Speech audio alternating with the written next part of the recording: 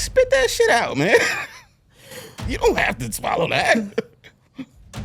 Hell, if it's hard, if it's difficult, spit it out. She said, though, how do you ease your way in? You shouldn't have to. If you don't like it, that's okay. And he shouldn't make you feel bad for that. Spit it out.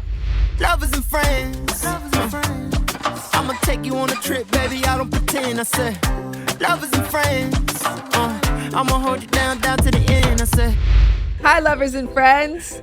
Hi, Rick. What's up, Doc? If you're watching, listening to this episode, that means it was a very busy week for me.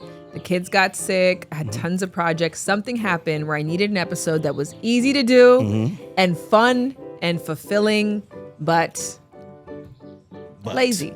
Okay, cool. There we go. So a new episode of the Poon and the Peen. A new episode of the Poon and the Peen, 2017, 2016 throwback. Yeah, that was that long ago? It might have actually been 2015, if I'm real honest with you. Another episode of the Poon and the Peen. Let's go. Because originally, Rick, I asked you to come on the podcast as a guest, and I think you said that you weren't going to talk about anything personal. Yeah. Well, at least not the personal stuff that was going on at the time when you asked me. What was that? See? I don't remember. Me either. I don't remember, Shan. Well, you went through a period of time where you were being very public in your relationship online. Mm-hmm. And then I feel like you switched to being private. Tell me about that switch and why. Well, I was never very public. There was one public thing, and that ruined everything.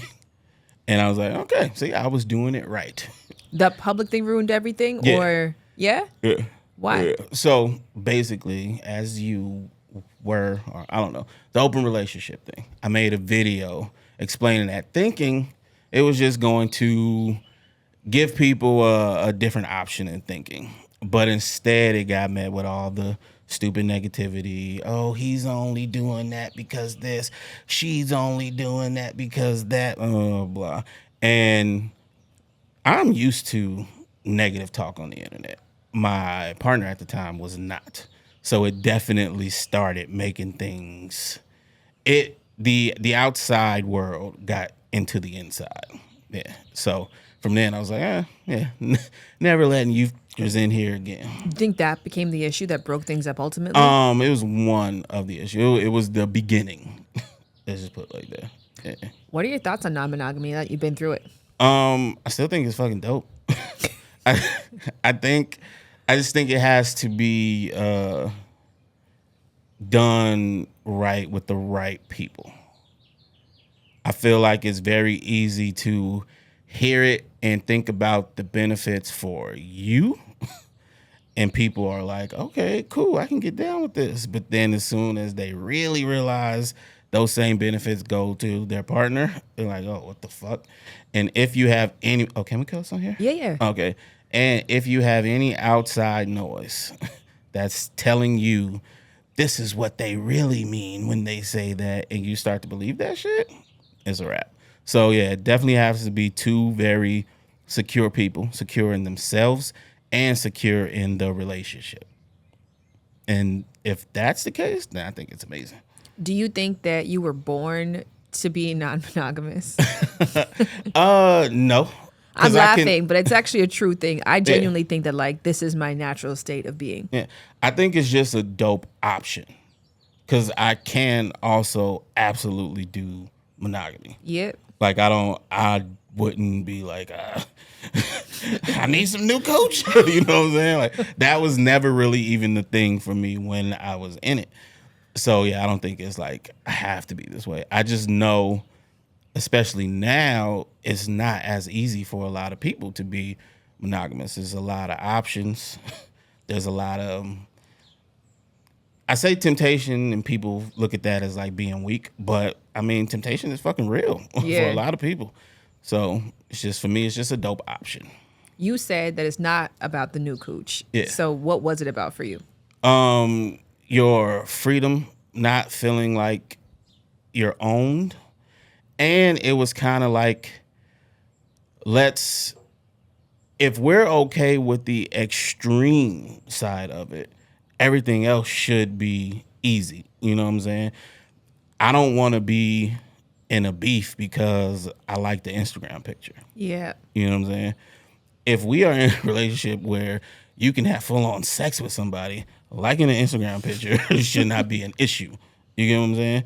But when you in the monogamy world, it's very easy for that shit to kind of snowball into everything. Yes. Everything you do can be considered cheating to somebody.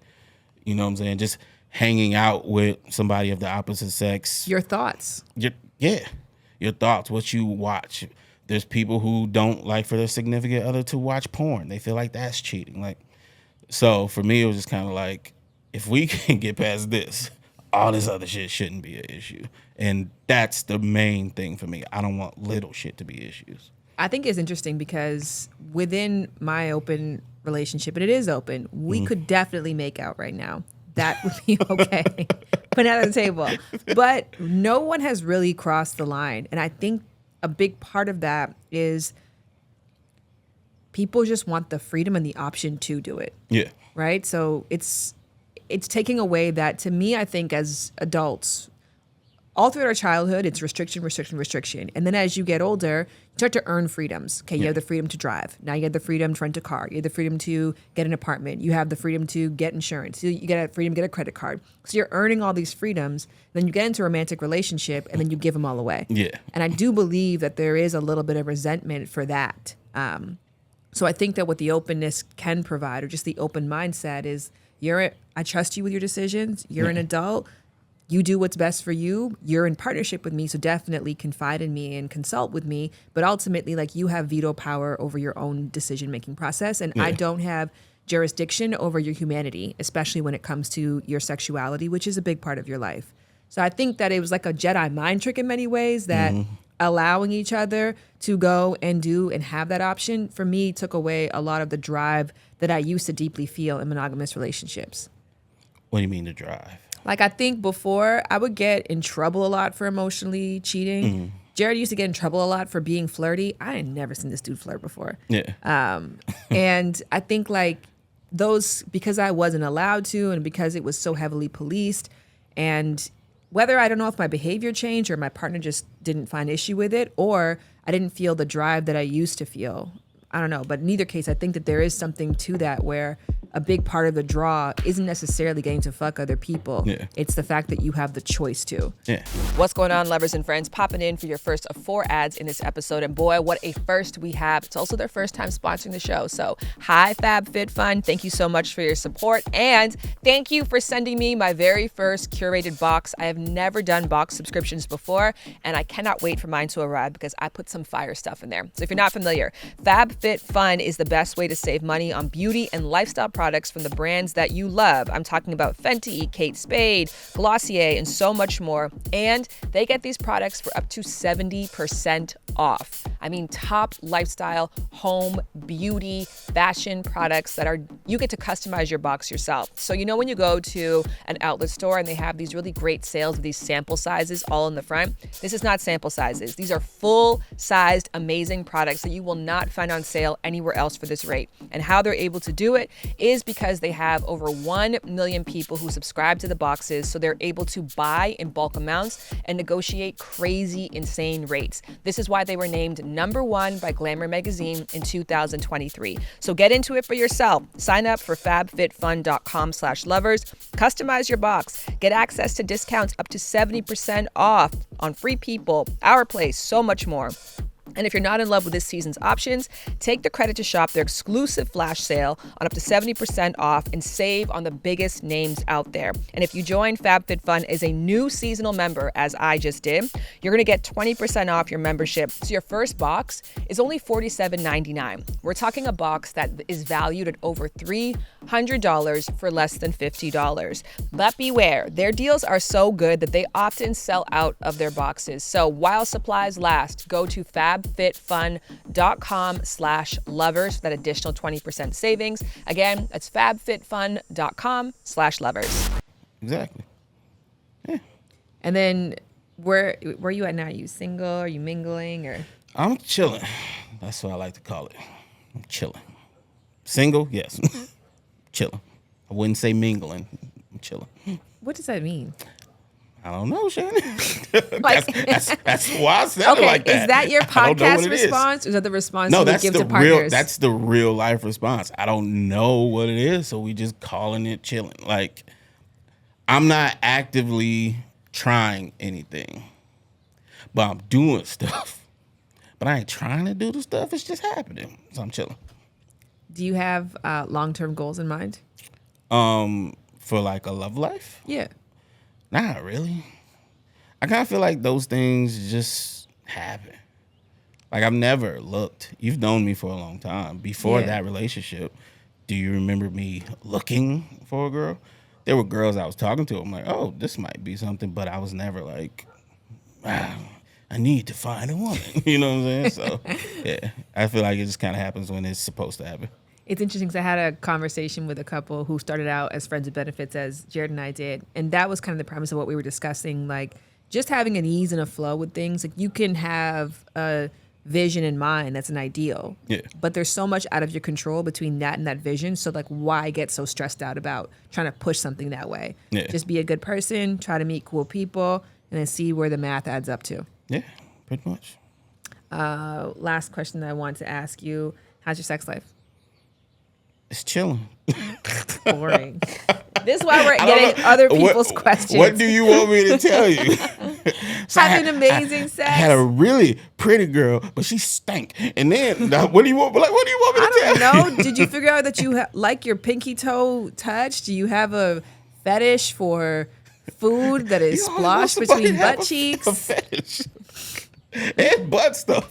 That's a common theme with you. You know what? Do you know For how the whole time I've often? known Let you. me actually bring this up. There have been so many conversations I have had, which I have referenced our sex talk we had years ago. Oh, God. I don't jizz from regular sex. It's very rare. I just keep going. Do you need a dry hand then? Yes. Okay, so any type of lube doesn't do it for you. You need a lot of friction. Moisture is great everywhere else, but when it's a hand, it has to be dry. They're fucking cool. It's cool. I still like it. All right, let me get into some questions. All right. So, how this is going to work is I'm going to play the question, we're going to listen, and then dive in as you feel called to do so. People send video questions? These are audio questions. Wow, your fans like you. What are your thoughts on threesomes in monogamous relationships? And I guess saying monogamous and threesome in the same sentence maybe doesn't make it monogamous, but what are your thoughts on that? Does it diminish the quality of the relationship bringing a third person in just for the sexual aspect? So 2 women, 1 man, 2 man, 1 woman. Does that mean that the relationship is not as solid as one would think it is? Or is there room for play and still having trust and commitment in the relationship? What do you think? I think it really, really depends on the people in the relationship. I know that's the boring, annoying answer, but there's so much. I'm glad you know that. But there's so much to it, right? Because it's like, if you both are, like I said, secure in yourselves and in the dynamic of the relationship, if you know this is my person, this is who I choose, and you know that they feel the same way about you, you just want to do some extra shit, then it's perfectly fine. It's dope. You guys know, you probably talk about your lines and what not to cross, and this is how we want it, yada, yada, yada, beforehand. That shit could be dope, because I think love and a relationship and sex can be completely separate to somebody. Like, you can absolutely love your partner and kind of be tired of having sex with them if you've been together long enough. Yeah. You get what I'm saying?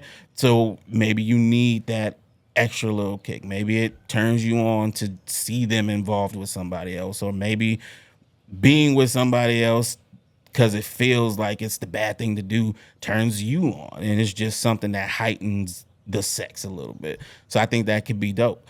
But I feel like if you're asking that question, it might not be for you in your relationship.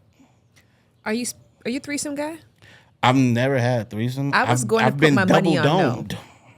And that shit's awesome. What does that mean? Like 2 girls giving you head at the same time, but I didn't do stuff to them at the same time. Did stuff to them separately in the same place, and then we all reconvened in another room, and then they just did stuff to me. So that was really cool, but I've never had like the same time everybody doing stuff. Double dome, together. does that mean like double dutch, like one person jumps in, the person jumps out? Yeah. Or are they double dutching the same time? It was like a trade-off situation, but it was cool because like one would hold it while the other was going, and then they'd switch from that. So it was a cool little scenario. You know what's cool about novel sexual experiences? That you get to talk about it and then recall it. Yeah. Like right now you're back there. Yeah. I need a pillow. I think in this particular question, calling your relationship monogamous is not the best move. I think that labels, you don't like that, but let me continue. No, I think that labels are really important, not just for the understanding within the dynamic. It's a fast way to understand something very complex, but it's also very important for how you communicate what you share with other people. And if the label doesn't match the dynamic, that's when you call in a lot of questions from other people. So by saying we're a monogamous couple and then sharing that we have threesomes, people might be like, well, hold on a second. Does that mean that you find other people attractive? Does that mean that you have sexual fantasies outside of the relationship? Like, you're calling all of the things that we traditionally understand as monogamy, which to me is about 100% commitment, both emotionally and sexually, intimately to one other person. And if you're engaging in threesomes, that's some form of saying that, like, while we do enjoy what we share, we also require some outside sexual stimulation or outside romantic stimulation from others in order to make us feel most fulfilled and optimal within our dynamic. And that is consensual non-monogamy. That is us saying to some capacity, we look and are okay with each other looking outside for outside gratification. Yeah. So I think that if you guys, because I think what happens in a lot of monogamous relationships where there's a threesome, afterwards, what comes up for a lot of people is you paid more attention to that person. Does that mean that you still care about me? Or you gave that person, you finished with that person, you orgasmed them. Does that mean that they turn you on more than me? Yeah. And if the fact that they get turned on by somebody else goes against your value system for what a relationship should look like, I think that has to be addressed. So I think that's a small thing that you could do of just being like, hey, it's really cool that we do this. We don't have to call ourselves open. We don't have to say that we're polyamorous, but I think we can both agree that we like to swing. Yeah. We like to get down, but at the bare minimum, we are a consensual non-monogamous couple to some capacity. So our dynamic might look a little different from the traditional monogamous couple, and we have a label to justify that.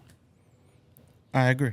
You thought I was going to disagree. Well, because there is no right or wrong. Like, labels there's no rules to books to them. But like within your relationship, do you feel like calling it open did a service or disservice to you guys? In the relationship, I think it was the best thing to do.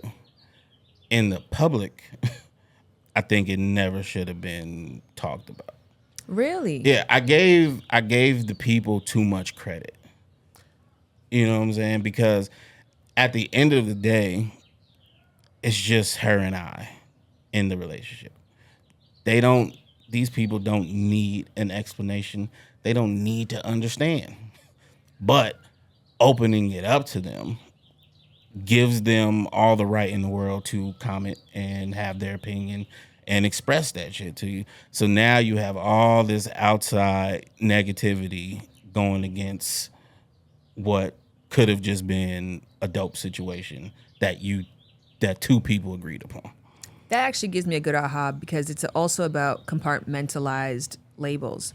People do this all the time with their sexuality. Like, they're straight at work and they're gay as fuck at home, right? That's because funny. they acknowledge that their sexual identity would conflict with the workplace and it would move them away from whatever they want out of work. And so it's like, you have every right to advocate for your safety, for the safety and health of your relationship in any way that you want. And if that is like, this is a need to know basis. So maybe internally we refer to ourselves as consensually non-monogamous. And maybe if we meet somebody else, we let them know, like, yeah, we're a committed relationship. We prioritize each other as, first priority in the relationship. We're emotionally exclusive. But yeah, we are consensually non-monogamous in terms of wanting threesomes or engaging with other people. I call that moonlighting. But whatever you want to call that thing, But you don't have to tell everybody that. Yeah, exactly. But you know what it taught me? Like, outside of the relationship, outside of the people, it's that may be more difficult to do for a man in an open relationship that genuinely cares about his partner. Because a lot of women that deal with a man who's in a relationship have this thought that they're better than his partner. I had a girl hit me up, and she was clearly flirting. She was down or whatever, right? And she got to the point where she was like, wait, don't you have a girl? And it was like a smirk about it, like she felt like she was one-upping her. And I'm like, well, yeah, but it's an open relationship. Like, I thought you knew that. She did not know that and got offended. She was offended that it wasn't me thinking she was better, and that's why I'm willing to cheat or whatever.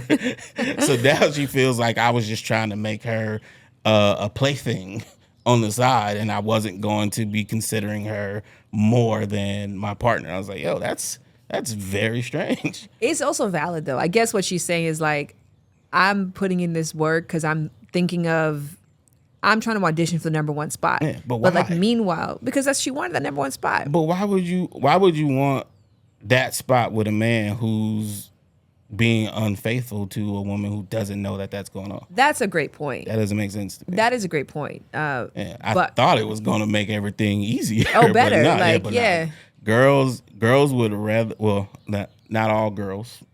Not in all your women, experience, women that I dealt with personally seem like they would rather have you cheating in a fucked up way than to have a straight agreement with your partner about it. I think people really do struggle with that notion that looking out doesn't mean that there's a problem within. And if anything, it's like speaking to the health and the love and the abundance within. So yeah, even when I have flirt buddies, I almost feel like the need to bring up my partner. Just like, you're very well clear, like, this is king, this is my world. And you provide something that's very valuable, and I enjoy what we share. And a lot of the ways what you provide, things I can't get in my relationship, which is new and different, but never, ever better. Exactly. Yeah, but they wanted to feel better. And I'm like, nah, bro. She wouldn't have this title of girlfriend if I thought other motherfuckers was better. Yeah, exactly. Like, why would I do that? So yeah, they didn't really, they didn't vibe with that too well. I think that's a part of it too, is that like sometimes even when you have the label, it does still require additional education because these things are still really new. Yeah. Popping in to talk about our second of 4 ads on this episode, Zoc Doc. Now, you know that feeling that you get when you find the thing on the internet, whatever it is that you've been scouring for, you read thousands of reviews, you weighted against it for things, you watched videos, and then you make your selection and it lives up to the 5 stars. That good feeling, I recently got that on a robot vacuum and I'm very, very satisfied. Why can't we also get that when it comes to doctors? So what Zoc Doc is a place to find and book great doctors who actually have amazing reviews, many with appointments available within 24 hours. So the principle that we know and love, to get everything else top quality, why not use that when it comes to yourself and your family's healthcare? And it's a free app. You can find amazing doctors, book appointments online, and we're talking booking appointments with thousands of top-rated patient-reviewed doctors and specialists. You can filter specially for ones who take your insurance, are located near you, and treat almost any condition that you are searching for. Once you find the doc you want, you can book immediately with just a few taps. No more waiting awkwardly in the receptionist's office, and some of the doctors actually do online if that's your preference. Go to ZocDoc.com/lovers and download the Zoc Doc app for free. You're going to ZocDoc.com/lovers to show them who sent you. You can download it for free anyway. But for me, please, for this app that is going to save you in so many different ways and it's not going to cost you anything, go to ZocDoc.com/lovers to get that app. As a woman, how do you ease your way into swallowing? I'm in my mid-30s. I haven't had a boyfriend in about 10 years by choice because I've just been wanting to have some time to myself. However, I have been dating during this time, and I know that when it comes to doing that act, it should not be with someone random for the obvious health reasons. But once you're there, what are some tips or tricks that can be provided to help make it a little bit more easier and more comfortable as a first-timer? Allow me. Spit that shit out, man. You don't have to swallow that. Hell, if it's hard, if it's difficult, spit it out. She said, though, how do you ease your way in? You shouldn't have to. If you don't like it, that's okay. And he shouldn't make you feel bad for that. Spit it out. The fact that you even took it in the mouth is nice enough. You can spit that out, ma'am. I think you might want to experiment with whether or not you like it and you want to see if it fits you or not. I feel like if it's been in her mouth and she had a hard time swallowing it, that was her body telling her, hey, we don't like this. I don't know. I feel like we interpret this question different ways because I think that there genuinely are ways to ease your way into swallowing. If it's never been in her mouth, if that's where she's coming from, like, how do I start taking it in the mouth? And then we have something we can talk about. This actually brings up an interesting point, though, because this is how I advise women to bring up sexual health in conversations. Because it can be very awkward to be like, what is your sexual health status? When's the last time you got tested? And what test did you get done? But instead, if you frame it like this, like, I've never swallowed before, and I really want to try it. I'm excited about it, and I want to see what it tastes like. I want to know what it feels like. But I'm also very aware that the only way I feel comfortable doing this and I'll be open to doing this is if we're on the same page when it comes to our sexual health. So for me, I got tested recently. Here's what I got tested for. Here are my results. So I know that my body, my bodily fluids are safe to consume. Where are you at? Yes, that's great. So then when you get that information and you know your partner is great, you're like, okay, great. Well, I've never done it before. I'm excited about it. I want to try it. I'm going to try to ease my way in, but are you open to playing with me in that way? So that's how you interpreted the question. That's how I interpreted. Okay, so she mentioned health reasons in there. So that's why I interpreted it the other way. I feel like she already got that out of the way. She said, I know not to do that with just anybody because of obvious health reasons. But who I'm with now, I guess she wants to do it with, and she just, it's probably yucky. I'm not a big swallower per se. I mean, it's like a once in a while experience. You know what I mean? It's kind of like when you're eating watermelon with seeds. Sometimes you're too lazy to spit them out, or you're not in the environment where spitting them out just makes sense. Like, okay, cool, I'll just eat. Or sometimes like gum like that. I don't always want to swallow gum because I know it sticks to your intestines for 7 years. But there are some occasions where there's no other really greater alternative, so I'll swallow it. Okay, so I see where we differ now. I've never just said, oh, go ahead, swallow these watermelon seeds. Really? I ain't got nowhere to spit them out. Yeah, no. What are you going to do? Spit them out.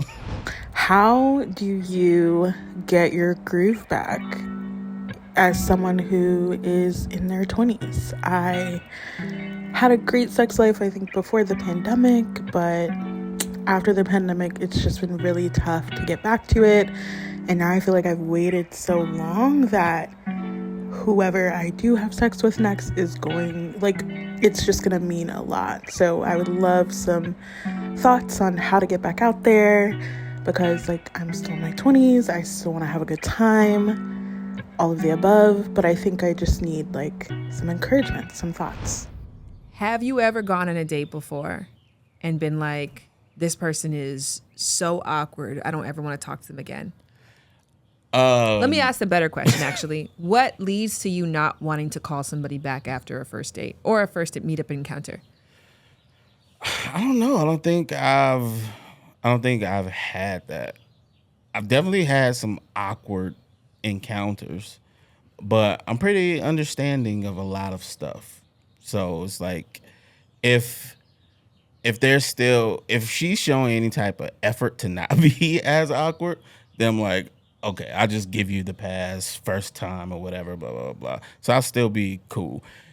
I think a girl would have to, like, visibly not like me for me to be like, okay, let me not hit her up again. Which I will say that from a perspective of reading human emotions, disdain and anxiety can look very similar. Yeah. So like when you're closed off, if I'm afraid right now and I'm like closed off and I'm making eye contact, I'm fidgety, I have given you short responses, that's all signifiers that I'm uncomfortable. I might be very interested in you, but you might perceive that as me being disgusted with you. Yeah, so that's why I said, like, if there's still an effort to let me know, like, I'm having a good time, I'm just, or if she reaches out after, you know what I'm saying, then I'll respond. But during that, I definitely be a little like, because I don't want to, you know what I'm saying, I don't want to make it any worse than what it probably already is. This give me an aha because I recently did something with Spotify and I was paired with a rapper and I didn't know him, but like you have certain tropes in your mind when you're like with a rapper, like what they think and what they might think of you. And so he was like really quiet, not trying to ask any questions. And I was like, okay, this guy is way too cool for me. He's doesn't really want to be here, whatever like I assigned to it. So I was like, whatever. And then he just said to me like, this is really cool that I'm doing this. I actually like always shy away and say no to things like this because I can get very anxious around new people. So thank you for making it comfortable for me. And like, I'm excited to be here. Yeah. And then I was like, oh, so like sometimes even just saying that can be very endearing. Yeah. Just like, and then that person knows how to interpret your anxiousness or your anxious movements in a very different way. Yeah, exactly. And then I will say too, I think this is my like number one dating rule, Rick, and I'm curious to know what you think about this. So I'm like, if you want one to enjoy dates and two people to enjoy dating you, all you have to do is ask questions. Okay. Do you feel like one of the biggest faux pas that women make on dates is they don't ask enough questions? Because I know Possibly. that's men's for sure. Women will always complain that dudes do not ask enough questions. That makes sense. Popping in for our third of 4 ads during this episode. And as I told y'all, I'm new to the Big Titty Committee as a result of breastfeeding. And I have felt your guys' pain when it comes to finding supportive, not suffocating bras and shapewear. And that is why I'm so thrilled to tell you about Honey Love, who came out on top when it comes to shapewear, specifically for a wedding season, because you want something that's going to make you look snatched without making you feel suffocated because you want to enjoy that food. And you also don't want it leaking out outside of your cute dress. You need it to be discreet, but at the same time effective. And Honey Love specializes in that. So their Superpower Brief has targeted compression technology that distinguishes between areas where you want more support and areas you need less compression. You don't have to worry about rolling it down, which should be literally unheard of in shapewear. But if you've bought some before, then you know these things can happen because what they actually have is flexible boning that is hidden right in the side seams. Last time I told you guys about the crossover bra, which is the most used bra in my bra drawer. As a matter of fact, I really should buy a second one. I'm gonna do that because I can wear it to sleep, I can wear it to play, I can low-key even wear it to work out, and it's cute enough to wear under some shirts. So yeah, I should buy a second one. All right, so treat yourself to the best shapewear and supportwear on the market, plus save 20% off, and I'm gonna do this too. Go to honeylove.com/lovers. Again, for 20% off, go to honeylove.com/lovers. And quote me, next time I talk about them, I'm gonna show you guys my 2 bras. My question is just how to get out of my own head in a sexual encounter. I'm very good at giving other people what they need across body types, genders, everything. I'm very good at making other people have a good time, but when it comes to me getting mine, it's not even possible because I'm too much overthinking what's happening and not enough in my body. So my question is just how to get into my body and out of my head during sex. She sounds a lot like somebody I know. Tonal, not the question. Yeah. Do we know her name? Mm-mm. Damn. I'm going to ask her later because she's a fan of you. So you ask a question. you don't know how to fuck, right? No. That's funny. Shit, that's a tough one right there. I actually think this might be an interesting one for you in particular. Based on what I know about you, it's not easy for you to come. Has that changed? I mean, by myself, it's fucking easy as hell, but yeah. You don't come from oral or from penetration often or regularly? I don't want to. I can. Not from head usually, but from penetration, yeah, I can. I figured it out. The reason why I wanted to bring that up, not to put you out there, which sorry if I did. No, it's cool. I just almost put other people out there, so I didn't. Yeah. Okay, good. Yeah. That was the case. That's why we have to have the communication, because I thought I made you uncomfortable, but you were trying to protect somebody else from feeling uncomfortable. Yeah. Because I think why a lot of women get into this thing of like, I get into my head is because in their body, things aren't moving very quickly. So if it takes them a long time to come or it takes a long time to find their groove, maybe they're with a partner who's not quite doing it the way that they would do it to themselves, then they can get really like heady about it. Because I do think that when you are overcome by pleasure, you don't necessarily have the space to even think about it. If anything, it's kind of the opposite problem where men have to start fantasizing comedians eating KFC on the toilet while taking a shit in order to stop themselves because their body is feeling so good. So I'm curious, when you're getting stimulation or when you're in a sexual encounter with somebody and you know it's not leading to orgasm or maybe it's going to take a long time, what do you do mentally? Well, that's the thing, right? I don't have that problem necessarily. It feels good the whole time. So I'm not like, oh, this ain't going to work for me. So I'm just enjoying it. You know what I'm saying? The only thoughts that are happening are, is she? I know where I'm going to go at the end of this. Is she? So I'm kind of trying to pay attention to her and hoping she'll be vocal about something if it's not going right for her. But for me, that's never really been an issue where I'm like, this is going nowhere. How do I get out of this? Well, not even how to get out of it, but exactly that. I think just allowing yourself to enjoy it without having a stopwatch in your head or feeling guilty for just being pleasured. Yeah. I think that's a difficult thing for a lot of women to overcome. It probably, but it shouldn't be. Like, they got to get out of their heads with that. Like, because men, and this is coming from somebody who, like you said, it's not easy. It's still easy. Like, men are pretty easy. Even if you can't achieve it, we can make it happen immediately after. Like, so it doesn't really matter. Do you mean like you just go self-pleasure? Yeah. Like, how graphic can we get on here? Let's do it. Okay, cool. Most of the time, if you're not wearing a condom, you're going to pull out, jack off, and nut. You do that, the jacking off is just a little bit longer. It's the exact same shit. So it doesn't really matter. As long as she's not doing... Even if you are wearing a condom, you could still pull out, jack off with the condom and nut. You could. Yes. Yeah, but what's the We point don't have of to wearing advocate for unsafe sex right now. Sure we do. Listen, no, y'all be using... Never mind. Well, you could. I mean, even just say, how about this? Yeah. You're having sex with a condom. However you choose to have and then you pull out, sex. you take off the condom, and then you jack off, and then you come on your own leg because exchanging bodily fluids is not safe unless it's a long-term partner. Okay, sure. That. So then how would that work in reverse? What do you mean? Like, how would that work for a person with a vulva? Now that I don't know, because from what I hear, if y'all have to do stuff after we're done, y'all get pretty upset about it. So I don't really know. Like, I don't get upset about having to finish myself, but I hear ladies do.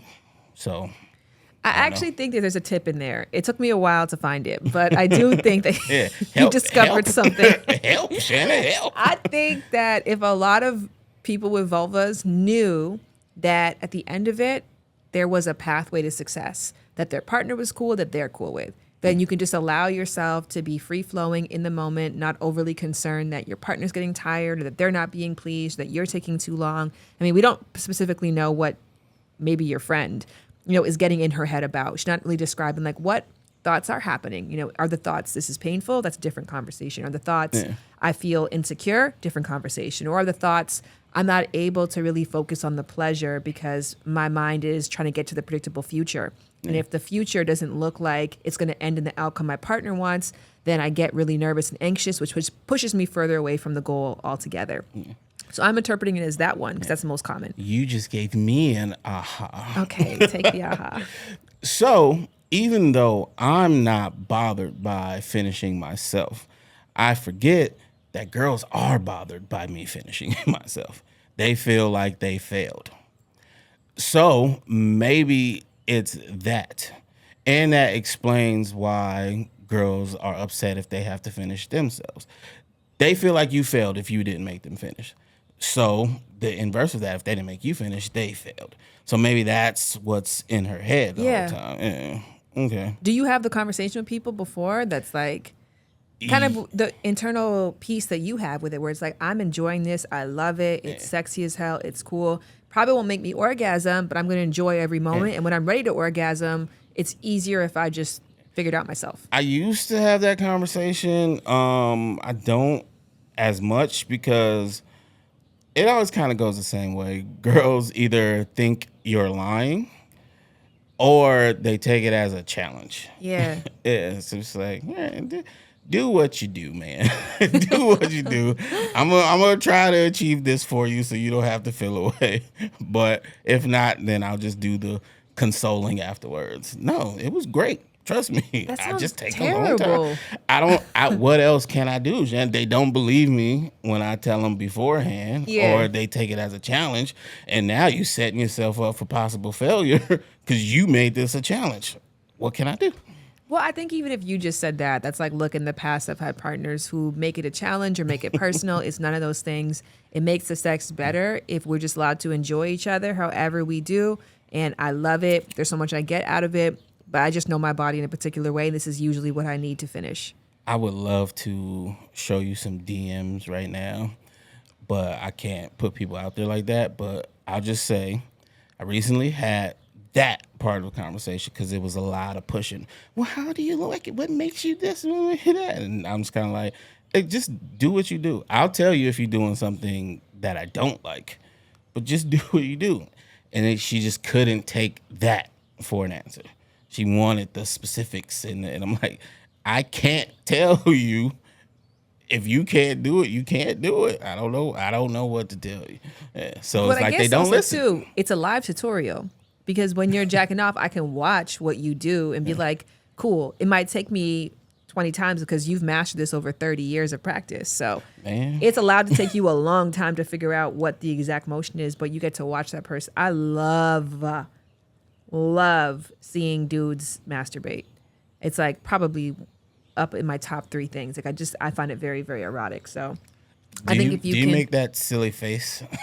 Probably. Which one? What silly face? I can't do it, but a lot of girls like that. And if you let them watch and then you look at them, they're making this face, man. It cracks me the fuck up. It takes me all the way out of it. So I gotta look away and start over. I can't. It's kind of like that. It's like it's in between. I like this and this is funny. Like that's the face girls have. I might have this face. I think I might be like. That would make me laugh. That would throw me off because it's like you knew what you were here for. Why do you look shocked? Like I don't get it. Like wow, that's just corny. I think. Listen, Rick. I think Jared. What do I do? Convince them that I'm cool. That's so funny. But yeah, no, lots of girls like to watch that. It's pretty cool. I think that if you kind of communicate that and you just brought that along, I think it's always nice to hear things up front. You know what I will say too, and I'm a big advocate for? Conversations about sex that are not before you're about to have sex or after you're going to have sex, which is not always, sometimes talking about it leads to sex naturally, but the most productive conversations around sexual preferences and boundaries and desires and needs have come when it's just like we're talking about aliens. Yeah. So then that way there's not like an immediate need to perform. Yeah. And then there's not the feeling of guilt of, are you bringing this up because I did something wrong? Yeah. Yeah. I agree. Those have had success. I will say in this case, we probably definitely did not answer your friend's question, but. What was her question? Well, it was like how to get out of your how head. to get out of your head. And then we made a bunch of assumptions. Yeah. So. I mean, just don't be in it. I don't know. You know what I was going to say is a tip that I know probably wouldn't actually be a good tip, but I think it might be a good tip because I spend a lot of time in the familiar past or predictable future. So when my brain is just left to itself, I'm dwelling on something that happened or I'm trying to like plan ahead. And so I'm trying to be more present. And I found the way to do that is listening to podcasts. So maybe a way to like ground yourself in a moment is to quiet your mind from wandering by giving it something to focus on. Yeah. So listen to audio erotica or just be very intentional about listening to your partner. She should speak. She sounds sexy. She does, yeah. So that talking to your partner, if you sound like that all the time, it's more than likely going to help them. And it's going to get you out of your head because you're too busy saying whatever you're saying. That might work for you. You know what? I talk to myself a lot during masturbation, which is actually like giving vocally? me an aha. Like, yeah, I think I might say it out loud. I do talk a lot. That's pretty fucking cool. Yeah, but I find that when I'm in partnered play, the things that I want to say might take the other person out. So I try to say them mentally, but it doesn't have the same effect. Because saying it out loud is what makes it really like I like to call my cooch filthy. That's funny. See, I don't want that. I don't want that. I like let me think in my head. I like to call it dirty. Like, so I like, oh, you dirty. You like this filthy. I like that kind of language, or I like very aggressive language. And so I think that if I started to say that out loud with my partner, it would take them out. But I do know that would allow me to ground myself more in the present and to be less inclined to wander. I don't think it would take them out completely. It's definitely jarring. Like, we've probably all used dirty, nasty, filthy, but never about the specific part. Yeah. You know what I'm saying? Like, you are dirty and nasty, not your cooch. So, fuck, I would definitely raise my eyebrow doing that. Probably have to. Are you new to podcasting? Be quiet right now. You didn't stop me. I thought you had some special mics. We made it. This is our fourth and final sponsor of this episode. And speaking of we made it, HelloFresh has made its way here to Canada to ensure that I am not missing a beat when it comes to delicious, nutritious, easy to prepare meals right to my doorstep. We've been using HelloFresh since 2020. And whenever I'm going somewhere for a long period of time and I'm in Canada for 6 weeks, I make sure that along with my toothbrush and my pillowcase and my makeup and other things that I love traveling with, my HelloFresh travels with me. And best of all, I don't got to put it in my suitcase. And if you're not familiar, HelloFresh is America's #1 meal kit that wants you to have it all. And that is why they offer incredible recipes, pre-proportioned ingredients that you have no food waste afterwards, and they deliver everything to your door.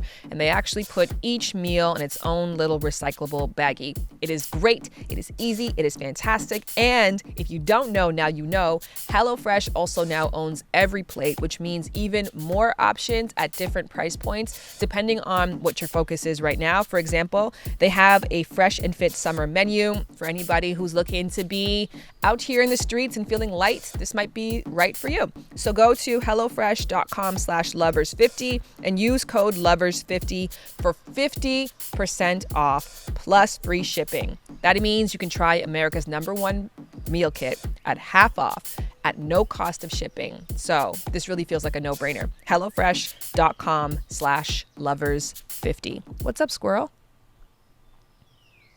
I wish you guys could see this guy. He's looking at me like, are you about to pounce or go? Okay. I don't want to say go away, but you're making me, I don't have any food. Hey, buddy, you're making me a little uncomfortable. You're making me a little uncomfortable. You're in my space. What if I came to your house and did, hey, stop looking at me like that. Look at that square. Look how close Ryu is. This guy is not phased. Okay, Rye. This guy looks like he's ready to do something. Okay, good. Right? Why you do it outside? Resume. I forgot what I was saying. You cut me off at the worst part. I watched this video of this dude jacking off, and he was just calling. I think he was calling it slutty, like this slutty dick. I loved it. So that's hilarious. And I think that but having something that your mind is actually engaged with, whether it is listening to somebody talk or actually talking, I think is what grounds you in the present. So you want some funny shit? It's kind of funny. You know how girls request jack off videos, and it's like a thing online to say like they want nut videos with the sound on, right? So I had a girl request that. And I'm like, you know what? Fuck it, I'm gonna do it. So I sent her this video, and it's a dope looking fucking video. And she replies, really? with a straight mouth face. I'm like, is my dick terrible? What's wrong with my dick? I was like, what? Like, I said sound. I was like, the sound is on. What I didn't realize is she was expecting me to make a sound. I was quiet to the bitch. You hear nothing. You can hear the atmosphere of the room. I think I had rain sounds on the TV or some shit, but I'm completely quiet. I was like, oh, that's what y'all mean. Oh, yeah, no, I don't make noises. I'm sorry. Yeah, I found that funny. do you make noise during partnered play? Yeah. Okay. Yeah, but I don't make noise by myself. Oh. Yeah. Okay. Yeah, no, I don't. I do. So. Yeah. And that's cool. That's opposite, I guess. Yeah. I make more sounds by myself than I probably would with a partner. That's funny. I learned girls like to hear certain shit. So I kind of started forcing myself to be a little talkative. Oh, tell me. What do you do? If I have to force myself to do it then, there's no way I'm going to be able to do it now. For the plane. Is there an explanation behind my libido changing drastically? And by that I mean sometimes I can want to have sex like 5-6 times a day, and other times I'm good for 6 months. And I'm in a committed partnership, and I'm just wondering, like, what's the explanation behind that? Actually, my episode coming out when we're recording this week for Lovers and Friends is from a man who had really low sex drive in his relationship for a period of time, and it became such an issue that they ended up breaking up. Yeah. And he's since kind of figured out and recovered from it. A lot of it was like pandemic related, but kind of leaving space for men to also feel like, yeah, I go through periods of time where sex is not a desire for me. Definitely. And all the same reasons that women go through that. Like, if you don't feel good about yourself, you don't want to give yourself to someone else. Like, when it comes to sex, if you really like care about your partner or partners, you want to give them the goods. It's not just about getting something. So when you don't feel like you are the goods, you're not really horny. Yeah. So that shit happens. What if your partner is like, but I see you as good and I want to give you that feeling and I want to. It's the same thing. Like, I need to feel it. I appreciate you for feeling that way, but I need to feel it for this to work right. You know what I'm saying? As a man, though, when you're going through that, you kind of tend to just do it anyway because you feel like you're supposed to. Because, yeah, you definitely feel like you're doing something wrong as a man when you're not having sex with your partner. So you kind of force yourself to do it as long as you can, and then it's just like, it don't work no more, dog. I don't know what to tell you. Yeah, so. But actually interesting in the episode, the guy was saying that he would do that. He's like, I would force myself sometimes, but it would actually just lead to an argument afterwards because I didn't finish or I couldn't keep it up the whole time or they could tell I wasn't really connected. Yeah. Because they start thinking, no matter how much you tell them, you can tell them, like, I just don't feel good about me right now, or I'm not in a good place.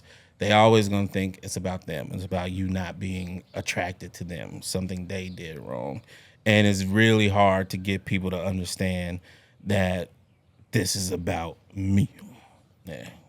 I think to answer that question, which I think that's Yancy answering that. I think I recognize that voice. I think it's a Montreal French Canadian accent.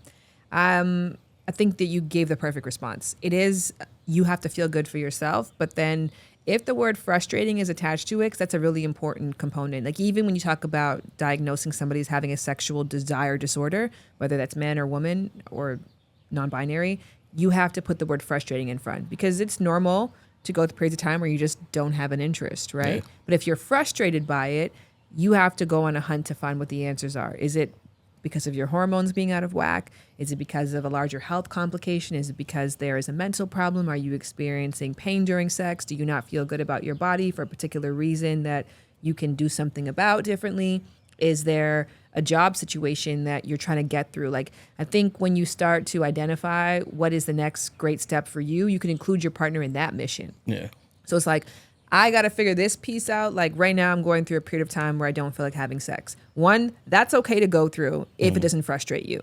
It's totally normal to be like, I'm not in the mood. And I go through that all the time with like working out. Period of time where I'm like, I just do not feel like doing it. I might go 3 weeks off and then all of a sudden I feel the energy again. Yeah. And I honor those. But if I'm frustrated, I'm like, I want to be working out or I want to be doing this, but I'm not. I got to ask myself, like, what is the reason? And then I can approach that. And that's where your partner can help you. Yeah. You know, if it's a work problem, then now you guys can focus on that together to create a pathway for sex to be possible. But other than that, I do agree with you. It's a you thing. Yeah. So figure it out your goddamn self and have fucking fun doing it. My question for Shan and guests is around that research article that was done about squirting, where they injected that blue liquid and found that squirt is mostly pee. I just want to know if that adds to or takes away from the taboo of squirting during sex, and if it still makes it enjoyable for partners that please people that squirt. So yeah. I'd love your opinion on this. Don't pee on me, please. That's my only opinion. Well, I don't really get what she's asking. Well, does it add to the taboo knowing that it's pee? Okay, have you had a woman squirt before? Yes, not on me though. It was more like a let me see, and I kind of stayed away. Yeah, and I was like, oh, that's pee. That's what you thought? Yeah, it smells like pee. It looks cool. When you're doing it and they start running away because they're gonna squirt, it's a cool feeling for the ego. I imagine if they just let it happen, that would also feel cool for the ego. But that wet spot, man, because a regular wet spot is too much for me. So I can't imagine. The regular wet spot's like this. Yeah. Yeah, then the squirting wet spot can be like that. Yeah. And they always be on my side of the bed. And I can't. Yeah. Look, I'm not going to get technical into this because I've definitely spoken with experts and doctors who will assert that it is not pee. Absolutely not. Squirting is not pee, 100%. And the G-spot is not a myth. It's actually, even if they cannot find it consistently, because sometimes they do, sometimes they don't, on pathology looking through slides, as a woman who has experienced the feeling and knows exactly where it is on herself, I can say for sure it's real. But I've absolutely read articles that are very, well, I don't think it does all the time. I think I've had times, I always sniff the spot afterwards. Mm-hmm. And I'm like, it does not smell the same as pee. And I smell a lot of pee in my line of work as a mother. You know what I mean? I smell pee. I smell my own pee. I know what's going on. And I don't think it smells like pee. And I've had times before where it stains the couch white. So like the same way that my discharge would. So I'm like, okay, like I think it's probably a mixture of fluids that come from your erectile tissue. It is probably a mixture of fluids that come from your Skene's gland. Mm-hmm. But if you haven't peed before sex and it's coming out of the urethra, naturally there's going to be some pee in there. The percentage, I'm not sure, because based on this particular study, the women studied, it was majority pee. But in either case, I don't know, if it leads to pleasure, it's a pleasurable release. When I do squirt, it's a very different feeling. So I hope that my partner is aware of the anatomy of like, it's coming out of this hole, so likely it has that, but doesn't mean it's all of that. And it represents something very different than me peeing on you. There's a very different context of a golden shower versus an ejaculation that comes from stimulation of your genitals. Yeah. So like the smell, the pee smell is the bad part, or the second bad part. If it's not smelling like pee, then there's only one bad part, the wet spot. Yeah. Yeah. But if it smells like pee, it's not, oh my God, you peed on me. It's, shit, I smell like pee now. Especially if it was like a quickie type situation where your pants are around your ankles and it gets on your pants, and now your pants smell like pee because you have those pants.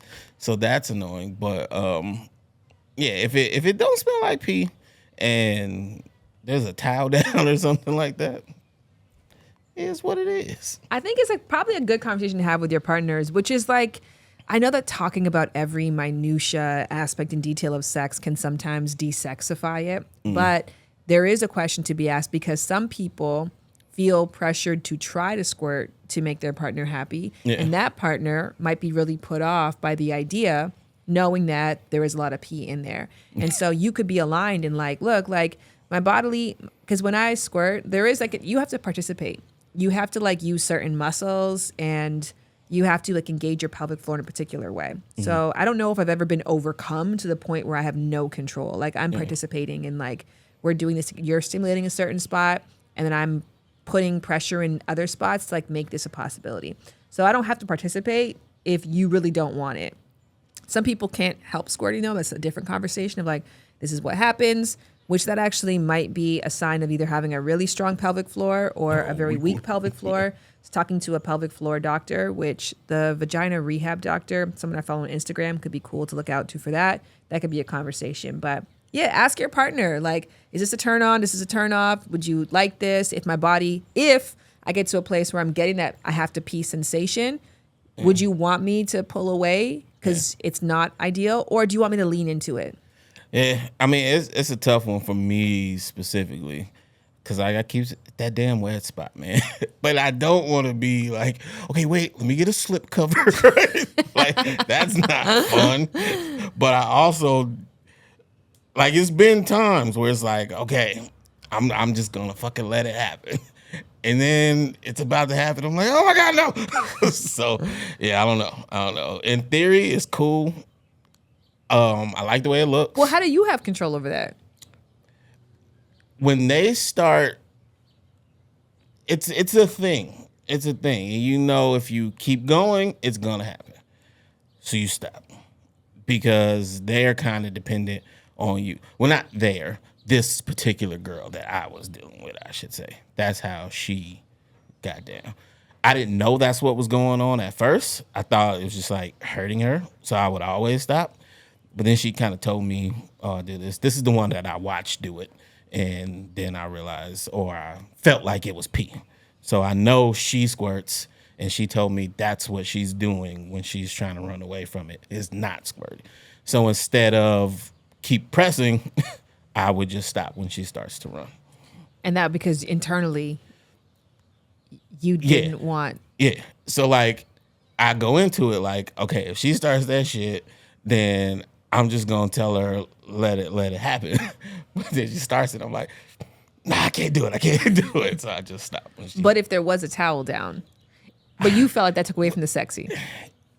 If a towel wouldn't stop it, it's gonna go through the towel. What do you It need? would have to What be would like you a need, pee Rick? pad, like the dogs have, and that's not sexy. It's not sexy to go to Rite Aid and buy a pack of pee pads and lay them over the bed in anticipation. But I know that I'm not going to be okay with the wet spot. There's actually a towel that I promoted years ago. that was a period pad. So you could have sex on it on your period. And it was nice material. It was like sensual. The way that it was layered, it was like period underwear, where it could absorb like multiple layers, and then it, like a diaper, it translates the liquid into like a different compound so that it doesn't seep through. Interesting. However, this blanket was $400. God damn. So I don't know if there's an alternative, but I mean, there are things sew a bunch out of there. diapers together. That's not sexy. So hold on, babe. Hold on.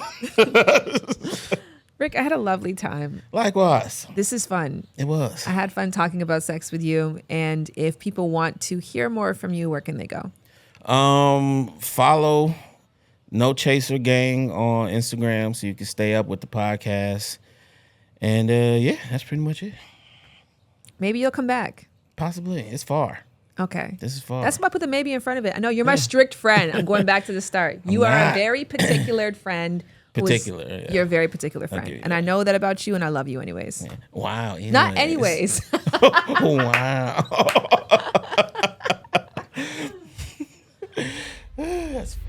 Lovers and friends. I'ma take you on a trip, baby. I don't pretend. I said, lovers and friends. I'ma hold you down to the end. I said. Lovers and Friends is executive produced by Shared Entertainment's Shan Boudram.